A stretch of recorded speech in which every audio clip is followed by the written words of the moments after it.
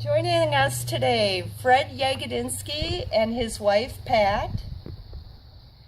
Their sons, Tom and Dan. Their daughter-in-law, Kelly. And 3 grandchildren, Haley, Nathan, and Blake. Welcome, Yagodinskis.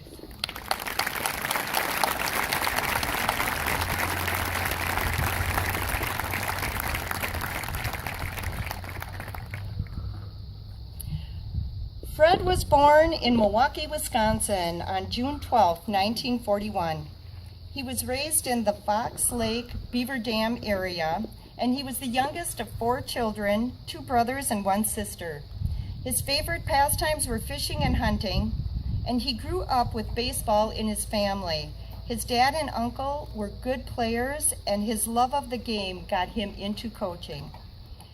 In 1960, he met his wife, Pat, on a blind date at a Marquette, Wisconsin football game.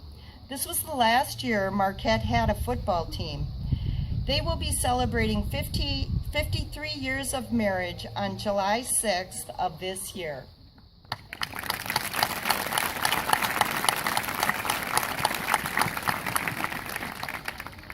While at Marquette, he was a full-time student, and he held a 40-hour-a-week job at the Taddock Furniture Company. 1963 was a busy year for Fred. He graduated from Marquette University, he married his wife Pat, and he got his first teaching job at Casco High School as an English and world history teacher. While at Casco, he coached basketball, football, and baseball. He also continued his education and received his master's degree in counseling from Northern Michigan University in 1967. In 1967, Luxemburg and Casco consolidated schools to become the Luxemburg-Casco School District. Fred was the head baseball coach at Casco, and when the 2 schools combined, Fred became the first varsity baseball coach, and Mike Shaneoffer became his assistant coach. As described by one sports writer in the Green Bay Press-Gazette, it was a match made in baseball heaven.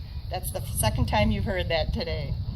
The 2 coached at LC for 32 years and enjoyed every inning. Some of Fred's achievements. His baseball teams won 349 games, 8 conference championships, 5 regional championships, 1 sectional championship, and 1 WIAA state runner-up. He coached the Wisconsin Baseball Coaches Association All-Star Game in 1997. He coached 4 players that went on to sign professional baseball contracts. He was inducted into the Wisconsin Baseball Coaches Association Hall of Fame in 1996. His plaque is displayed on the first floor at Miller Park, home of the Milwaukee Brewers. For community involvement, Fred helped organize youth programs in the area with the help of the Lions Club. He's a charter member of the Casco Lions Club. He was awarded the Lions Knight of Sight Fellowship Award in 2015, and he was a Red Smith Award winner in 2012. Fred and Pat received the Luxembourg Chamber of Commerce Service Award in 1999, and he was named High School Counselor of the Year in 2004 by the Wisconsin School Counselor Association. Fred has selflessly dedicated to making sure students succeeded in high school and in their careers after high school. He kept things in perspective. Athletics was important, but academics always came first. He wanted his players to be good students and good citizens. Terry Jurgensen will now present the commemorative badge to Fred Yagodinski as a thank you for 32 years of commitment and dedication to the LC baseball program.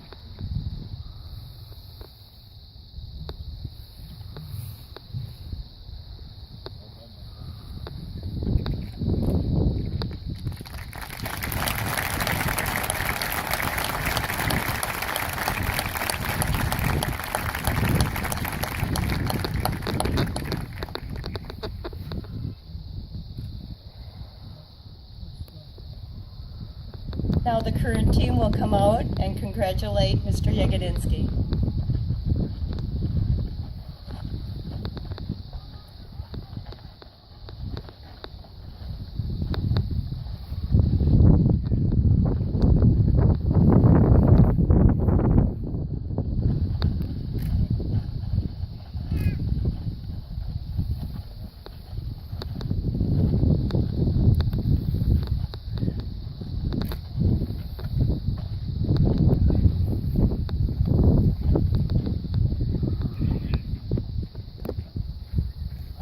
And now Mr. Okanowski.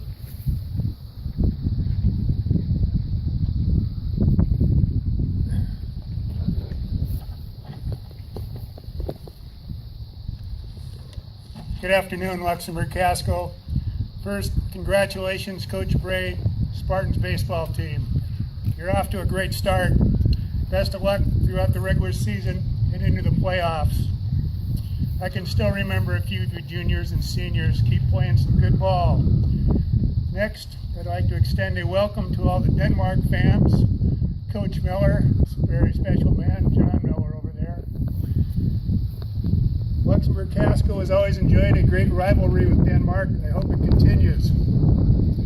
I'd be remiss if I didn't acknowledge my former secretaries, Kim Klaj, Janet Orant, Lynn Vanderbest, and Kelly Hunsater, along with present athletic director Jenny Bandow.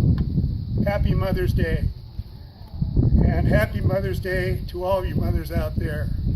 Without a great mother, I guess none of us would be here today. A guy like me even had one, believe it or not.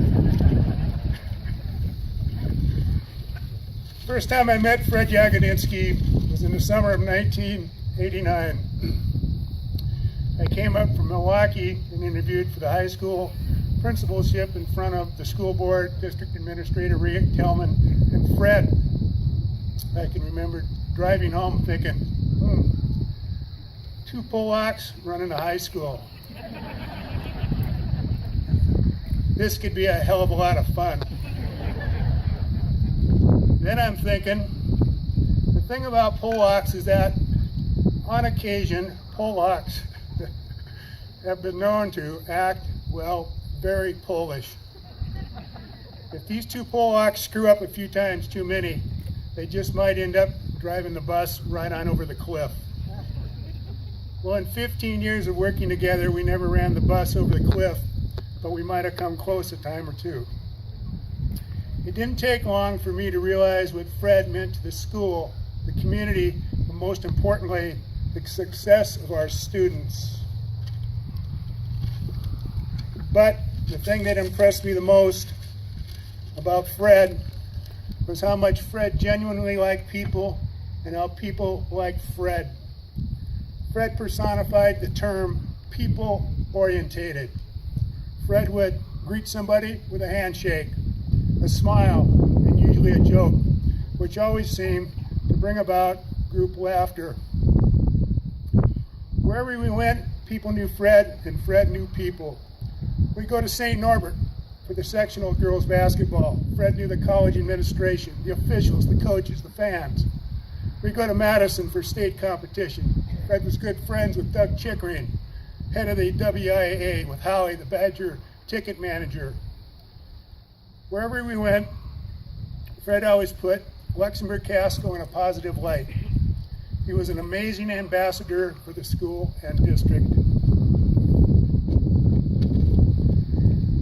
I think a great indicator of how Fred respected his fellow man was that every now and then Fred would have to deal with an unreasonable student or a difficult parent. Fred would say, you know, that guy is sort of acting like a wiener. And I'm thinking, sort of like acting like a wiener, I myself am accustomed to using language considerably stronger than sort of acting like a wiener. Fred realized that people weren't perfect, that there were no second comings so far, and that people can make mistakes, but there's no real sense in overreacting. It doesn't accomplish much. During Fred and my annual Polish fencing event, where Fred and I would put a fence around the track for football crowd control, my truck takes off from the parking lot by the metal shop, rolls down the hill towards the old football field, and takes out the ticket booth. Because some Polak, namely me, forgot to put on the emergency brake. No big deal. Emo Coon grabs the wrong canister, spreads Roundup instead of fertilizer on the football field, kills half the grass. No big deal. But what was a big deal was Fred's insistence that our athletics team compete the right way, with respect. Show respect to the officials. Show respect to your opponent. Play hard. Don't make excuses. Cheer positively for your team. Don't direct negatives to your opposition. Respect the opportunity to play the game. Fred and I may have collectively put technology in the school setting back 40 years.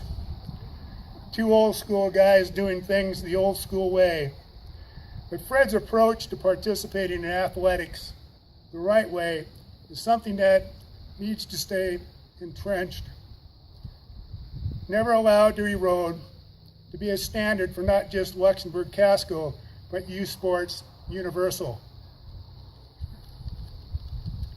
Fred's involvement and accomplishments have been recognized by his peers and people that he has positively impacted over the years, named Wisconsin State Counselor of the Year, named Luxembourg Man of the Year, awards from NWTC, the Wisconsin State Independent College and University System, and his induction into the Wisconsin Coaches Baseball Hall of Fame. It's obvious that Fred Yagodinski is a special man. Starting today, his contributions to Luxemburg-Casco baseball are now going to be known to all that visit this great baseball facility. At this time, I would ask all of you in attendance to turn their attention to the right field, and the new scoreboard will now bear Fred Yagodinski. Love this guy.